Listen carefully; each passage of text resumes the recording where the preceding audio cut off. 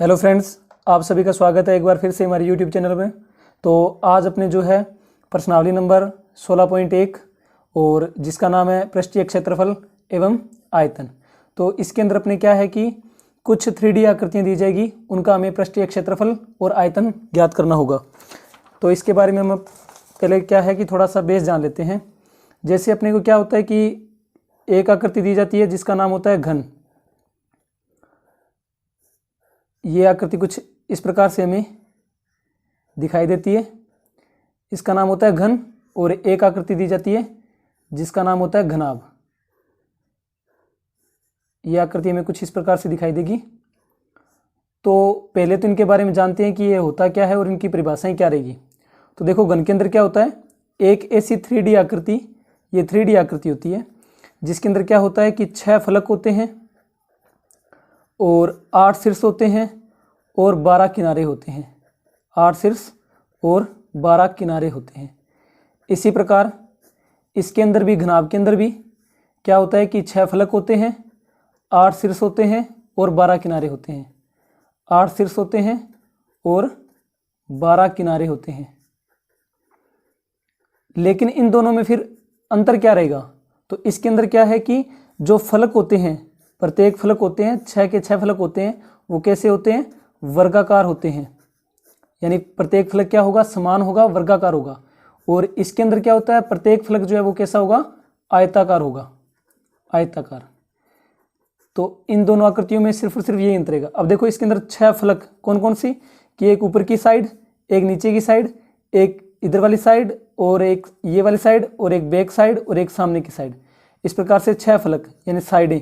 और 8 शीर्ष, ये शीर्ष अपने 1 2 3 4 5 6 7 और 8।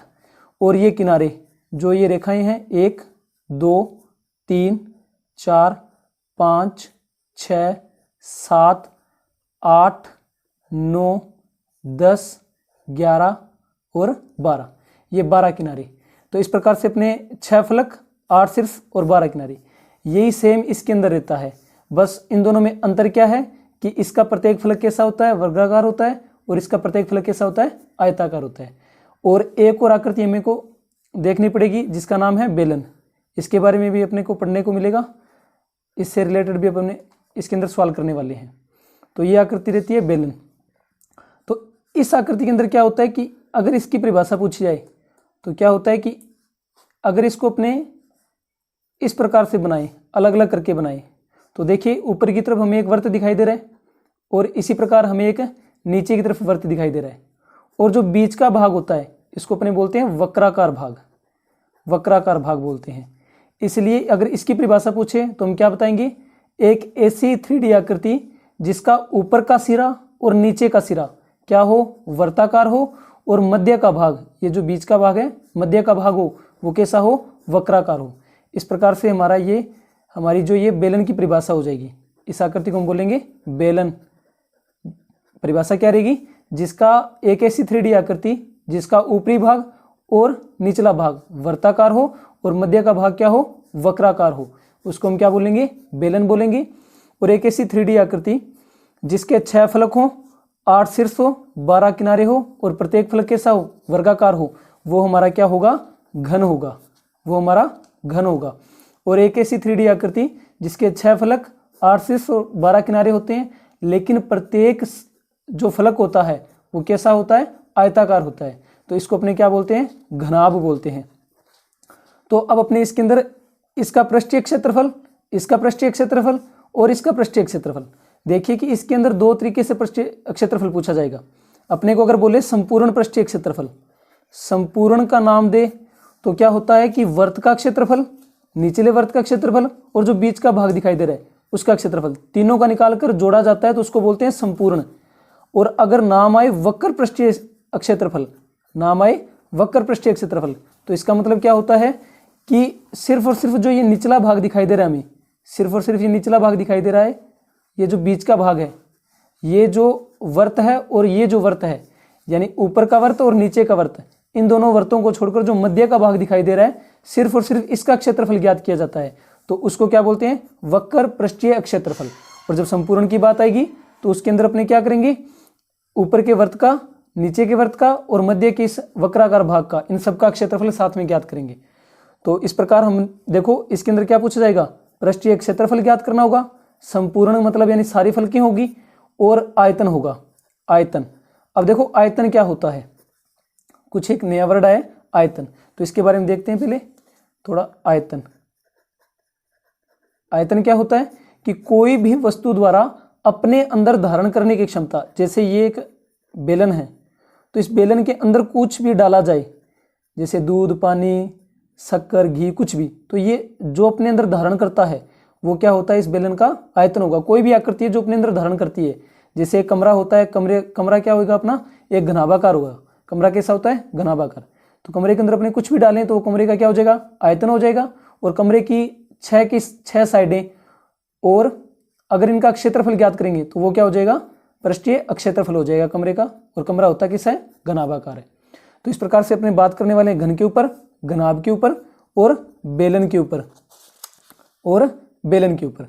तो इसके बारे में जो भी कुछ अपना बेसिक था वो मैंने आपको बता दिया कि ये घन होता है, 3D आकृति होती है, 6 फलक 8 शीर्ष 12 किनारे होते हैं। ये घनाभ होता है और 6 फलक 8 शीर्ष 12 किनारे होते हैं। इसका प्रत्येक फलक वर्गाकार होता है और इसका प्रत्येक फलक कैसा होता है, आयताकार होता है।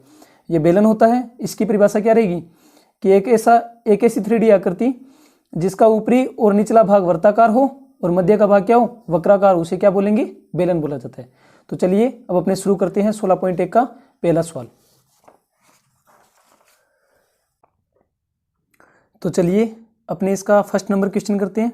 देखिए क्या दिया हुआ है कि एक घनाभ 12 सेमी लंबा, 9 सेमी चौड़ा और 5 सेमी ऊंचा है। तो घनाभ का संपूर्ण पृष्ठीय क्षेत्रफल एवं आयतन ज्ञात करना है। देखिए हमारे पास में एक आकृति है, आकृति हमारे पास में कैसी है, एक घनाभाकार आकृति है, एक घनाभाकार आकृति है हमारे पास में। और इस घनाभ की हमें लंबाई, चौड़ाई और ऊंचाई दी हुई है। लंबाई कितनी दी हुई है, 12 सेमी दी हुई है। चौड़ाई कितनी दी हुई है, 9 सेमी दी हुई है। और ऊंचाई कितनी दी हुई है, 5 सेमी दी हुई है, ऊंचाई 5 सेमी। तो हमें ज्ञात क्या करना है, संपूर्ण पृष्ठीय क्षेत्रफल और आयतन, दो चीज़ें ज्ञात करनी है। तो पहले हम संपूर्ण पृष्ठीय क्षेत्रफल ज्ञात करते हैं। लिखेंगे घनाभ की लंबाई, घनाभ की लंबाई, हमें घनाभ की लंबाई देखिए कितनी दी हुई है, 12 सेमी दी हुई है। चौड़ाई, चौड़ाई हमें कितनी दी हुई है, 9 सेमी दी हुई है। और इसी प्रकार ऊंचाई, ऊंचाई भी हमें कितनी दी हुई है, ऊंचाई जो हमें 5 सेमी दी हुई है। हमें क्या ज्ञात करना है, घनाभ का संपूर्ण पृष्ठीय क्षेत्रफल ज्ञात करना है पहले। तो हम लिखेंगे घनाभ का संपूर्ण पृष्ठीय क्षेत्रफल, संपूर्ण पृष्ठीय क्षेत्रफल। तो घनाभ के संपूर्ण पृष्ठीय क्षेत्रफल को ज्ञात करने का सूत्र क्या होता है, 2 गुणा लंबाई गुणा चौड़ाई प्लस चौड़ाई गुणा ऊंचाई प्लस ऊंचाई गुणा लंबाई। ये होता है घनाभ का संपूर्ण पृष्ठीय क्षेत्रफल ज्ञात करने का फॉर्मूला। चलिए इस फॉर्मूले में मान रखते हैं। तो 2 का 2 गुणा लंबाई हमारे पास में कितनी दी हुई है, लंबाई हमें दी हुई है कितनी, 12 सेमी गुणा चौड़ाई, चौड़ाई हमें कितनी दी हुई है, 9 सेमी प्लस चौड़ाई, चौड़ाई हमें कितनी दी हुई है, 9 सेमी गुणा ऊंचाई, ऊंचाई कितनी दी हुई है, 5 सेमी प्लस ऊंचाई, ऊंचाई कितनी है, 5 सेमी गुणा लंबाई, लंबाई कितनी है, 12 सेमी। चलिए अब इसको सॉल्व करते हैं। तो 2 का तो 2 आ जाएगा और 12 का 9 से गुणा करेंगे आ जाएगा अपने पास में 108। 9 का 5 से गुणा करेंगे आ जाएगा 45 प्लस 5 का 12 से गुणा करेंगे आ जाएगा 12 पंजे 60। फिर इसको आगे सोल्व करेंगे तो 2 गुणा, पहले इन सबको जोड़ेंगे तो 108, 45 और ये 60, ये सबको जोड़ेंगे तो हमारे पास में आ जाएगा 213 आ जाएगा। अभी 213 का 2 से गुणा करना है तो हमारे पास में आ जाएगा 426। हमें ज्ञात क्या करना है, संपूर्ण पृष्ठीय क्षेत्रफल है। तो क्षेत्रफल के अंदर क्या लिखते हैं, स्क्वायर लगाते हैं। तो ये हमारा क्षेत्रफल आ जाएगा 426 सेमी स्क्वायर। अभी हमें दूसरी चीज भी ज्ञात करनी है, क्या ज्ञात करना है, आयतन। तो हम आयतन का फॉर्मूला लगाएंगे, इधर लिखेंगे घनाभ का आयतन, घनाभ का आयतन। अभी घनाभ के आयतन का फॉर्मूला क्या होता है, घनाभ के आयतन का फॉर्मूला होता है लंबाई गुणा चौड़ाई गुणा ऊंचाई। तो लंबाई हमारे पास में कितनी दी हुई है, लंबाई कितनी दी हुई है, 12 सेमी गुणा चौड़ाई कितनी दी हुई है 9 सेमी गुणा ऊंचाई, ऊंचाई कितनी दी हुई है 5 सेमी। अब इन सब का गुणा करना है तो अपने गुणा कर लेंगे, 12 का 9 से गुणा करेंगे, 12 नहीं में 108 गुणा में 5, फिर आगे इसको गुणा करेंगे तो ये आ जाएगा अपने पास में 540। देखिए आयतन है तो आयतन को किस में लिखते हैं क्यूब में, और मान किस में सेमी में, तो हम लगाएंगे सेमी क्यूब। तो ये हमारा हो जाएगा आयतन और ये हमारा हो जाएगा पृष्ठीय संपूर्ण पृष्ठीय अक्षेत्रफल। ओके फ्रेंड्स, तो आपको ये सवाल शायद समझ में आया होगा। अगर इसमें कुछ प्रॉब्लम हो तो आप मेरे को कमेंट बॉक्स में कमेंट डालकर मेरे से दोबारा पूछ सकते हैं। तो हमारा क्षेत्रफल क्या रहा 426 सेमी स्क्वायर और आयतन हमारा क्या रहा 540 सेमी क्यूब। चलिए अब अपने इसका 2 नंबर क्वेश्चन करते हैं। तो चलिए अब अपने इसका 2 नंबर क्वेश्चन करते हैं। देखो क्वेश्चन में क्या दिया हुआ है, 3 घनों की भुजाएं क्रमशः 8 सेमी, 6 सेमी और 1 सेमी है। इन्हें मिलाकर एक नया घन बनाया जाता है। नए घन का संपूर्ण पृष्ठीय क्षेत्रफल ज्ञात कीजिए। देखो हमें प्रश्न में क्या दिया हुआ है कि 3 घन दिए हुए हैं। इस प्रकार से 3 घन दिए हुए में एक घन हमारे पास में कितने सेमी भुजा का है 8 सेमी भुजा का है। अब घन क्या होता है, घन के अंदर प्रत्येक भुजाएं समान होती है। एक घन की भुजा कितनी है 8 सेमी, दूसरे घन की भुजा कितनी है 6 सेमी है। दूसरे घन की भुजा कितनी दी हुई है, 6 सेमी दी हुई है, एक की 8 दी हुई है, दूसरे की 6 दी हुई है, तो दूसरे घन की भुजा 6 सेमी। और इसी प्रकार एक तीसरा घन दिया हुआ है, उसकी भुजा कितनी दी हुई है अपने को 1 सेमी भुजा दी हुई है, 1 सेमी, 1 सेमी और 1 सेमी। क्यों, क्योंकि देखो घन के अंदर क्या होता है कि लंबाई चौड़ाई और ऊंचाई, लंबाई चौड़ाई और ऊंचाई तीनों क्या होता है समान होता है, लेकिन घनाभ में क्या होता है अलग अलग होता है। इसी प्रकार इसकी लंबाई 6, चौड़ाई भी 6 और ऊंचाई भी 6, इसकी लंबाई 1, चौड़ाई 1 और ऊंचाई भी 1। तो हमें क्या बोला कि इन्हें मिलाकर एक नया घन बनाया जाता है। तो नए घन का संपूर्ण पृष्ठीय क्षेत्रफल ज्ञात कीजिए। संपूर्ण पृष्ठीय क्षेत्रफल ज्ञात करना है। देखो इनको अगर मिलाएंगे तो हमारे पास में एक नया घन बनेगा। यहाँ पर बनाते हैं, एक नया घन बनेगा। तो इस घन का हमें क्या ज्ञात करना है संपूर्ण पृष्ठीय क्षेत्रफल। इस घन का हमें क्या ज्ञात करना है संपूर्ण पृष्ठीय क्षेत्रफल, संपूर्ण पृष्ठीय क्षेत्रफल। अब देखो घन के संपूर्ण पृष्ठीय क्षेत्रफल का सूत्र क्या होता है 6a की स्क्वायर। अब देखो हमारे पास में इस नए घन की भुजा नहीं है, क्या नहीं है भुजा नहीं है, a नहीं है। तो हमें पहले क्या होगा a निकालनी पड़ेगी, भुजा निकालनी पड़ेगी। अगर भुजा निकल जाती है तो हम जो है इसका सूत्र लगाएंगे और इसके अंदर मान रख देंगे और हम इसको सॉल्व कर लेंगे। लेकिन इसकी भुजा देखो निकलेगी कैसे, हमें बोला ये है कि इन्हें मिलाकर एक नया घन बनाया जाता है। मतलब ये तीनों जो घन है इनको मिलाकर एक नया घन बनाया जाता है। अब इनको मिलाने का मतलब क्या है और नए जो घन बनेगा उसका मतलब क्या है। देखो कि इसको और 6 सेमी वाले को और 1 सेमी वाले को मिलाने का मतलब है ये कि इसका आयतन ज्ञात कर लो, 8 सेमी वाले का 6 सेमी वाले का आयतन ज्ञात कर लो और 1 सेमी वाले का आयतन ज्ञात कर लो। और उन अगर आयतन तीनों आयतनों को जोड़ देंगे तो हमारे पास में इस नए बड़े जो घन बन रहा है इसका आयतन भी उतना होगा, क्योंकि देखो इन्हीं से तो मिलकर बन रहा है। तो इन तीनों का जो आयतन होगा वो इस नए घन का आयतन होगा और फिर हमारे पास में जो है भुजा निकल कर आ जाएगी। तो देखो पहले हम इस 8 सेमी वाले घन की भुजा दी हुई है, 6 सेमी वाले की दी हुई है और 1 सेमी वाले की दी हुई है। तो पहले इसका आयतन ज्ञात करेंगे, फिर इसका आयतन ज्ञात करेंगे और फिर लास्ट में इसका। तो लिखेंगे पहले घन की भुजा, पहले घन की भुजा हमें कितनी दी हुई है, पहले घन की भुजा कितनी दी हुई है 8 सेमी। भुजा को क्या बोलते हैं ए बोलते हैं, ए बोलते हैं। तो हमें कितनी दी हुई है 8 सेमी। तो आयतन का सूत्र क्या होता है ए की क्यूब, क्या होता है ए की क्यूब। ए हमारे पास में कितनी है 8, तो 8 की क्यूब करेंगे तो हमारे पास में कितना आएगा 512, 512। ये हमारे पास में जो है पहले घन का आयतन आ जाएगा।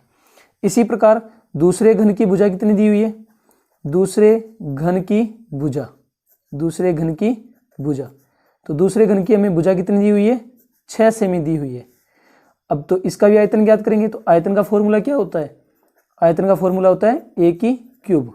अब देखो इसकी ए कितनी दी हुई है हमें 6 सेमी, तो 6 की क्यूब करेंगे तो हमारे पास में कितना आएगा 216 सेमी, 216 सेमी की क्यूब आ जाएगा। इसके बाद में तीसरे घन का आयतन ज्ञात करेंगे, तीसरे घन का आयतन। तो पहले लिखेंगे तीसरे घन की भुजा। अभी देखो तीसरे घन की भुजा में कितनी दी हुई है 1 सेमी दी हुई है, कितनी दी हुई है 1 सेमी दी हुई है। तीसरे घन की भुजा कितनी दी हुई है 1, तो इसका आयतन ज्ञात करेंगे। तो आयतन का फॉर्मूला हमारे पास में क्या रहेगा a की क्यूब। तो a की क्यूब मतलब 1 की क्यूब, क्योंकि अभी हमारे पास में भुजा क्या है 1 सेमी है, तो 1 की क्यूब का मतलब क्या होता है 1। देखो ये हमारे पास में आयतन आया 8 सेमी वाले का। आयतन जो होता है वो हमेशा सेमी क्यूब में आता है, सेमी हो तो सेमी क्यूब में, मीटर हो तो मीटर क्यूब में, और अगर किलोमीटर हो तो किलोमीटर क्यूब में। तो इसका भी सेमी क्यूब और इसका भी सेमी क्यूब, क्योंकि हमें जो इनकी भुजाएं दी हुई सेमी के अंदर दी हुई है। तो ये हमारे पास में आयतन आ गया। अब अगर इन तीनों का आयतन मिला दें तो हमारे पास में जो ये नया घन जो दिख रहा है आपको, जो ये नया घन दिख रहा है, इसके आयतन के बराबर होगा। तो हम लिखेंगे तीनों घनों के आयतन को मिलाने पर, के आयतन को मिलाने पर, आयतन को मिलाने पर तो अगर इनका आयतन मिलाएंगे तो हमारे पास में क्या होगा, हमारे पास में क्या होगा,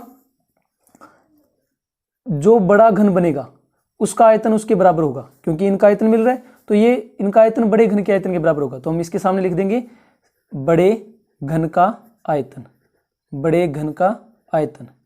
जो हमारे पास में एक नया घन बन रहा है उसका आयतन हमारे पास में ज्ञात हो जाएगा। तो अभी देखिए कि 3 घन कौन कौन से थे, 8 सेमी वाला, 6 सेमी वाला और 1 सेमी वाला। इनका आयतन कितना आया 512 प्लस दूसरे का कितना है 216 प्लस तीसरे का कितना है 1। अगर इनको मिलाएंगे तो बड़े घन का आयतन, अब बड़े घन का आयतन, बड़े घन की भुजा हमारे पास में क्या मानी हुई है, कुछ नहीं है ना, तो हम इस बड़े घन की भुजा को क्या मानेंगे a मानेंगे। तो क्या लिखेंगे बड़े घन का आयतन। अब घन के आयतन का सूत्र क्या होता है a की क्यूब, और हमारे पास में यहाँ पर भुजा भी क्या मानी हुई है a ही मानी हुई है, तो a की क्यूब। अभी देखिए कि इनको जोड़ेंगे तो इनको जोड़ेंगे कितना आएगा 729 बराबर a की क्यूब। अभी आप इसको इधर लिख सकते हो और इसको इधर लिख सकते हो। मैं लिख देता हूँ a की क्यूब बराबर के अंदर 729। इसका देखिए मतलब क्या हुआ कि यहाँ से क्यूब हटेगी तो यहाँ पर रूट क्यूब लग जाएगी। तो a बराबर क्या आएगा रूट 729 और ऊपर लग जाएगा उसके क्यूब, क्योंकि यहाँ से क्यूब हटाया अपने। तो अभी a का मान कितना आएगा अपने पास में 729 का क्यूब का मतलब है घनमूल पूछ रहा है हमसे।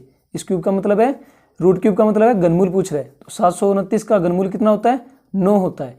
तो हमारे पास में एक हमने एक इसको माना था, बड़े घन की भुजा को माना था, बड़े घन की भुजा माना था।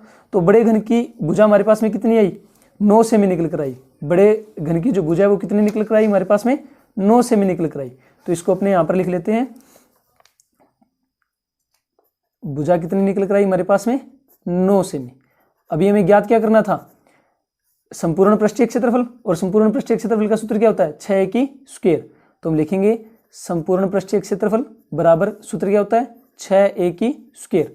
तो 6 का तो 6 लिखेंगे गुणा के अंदर a की स्क्वायर, a हमारे पास में क्या है 9, और 9 की स्क्वायर करेंगे कितना आएगा 6 का 6 और 9 की स्क्वायर कितना होता है 81।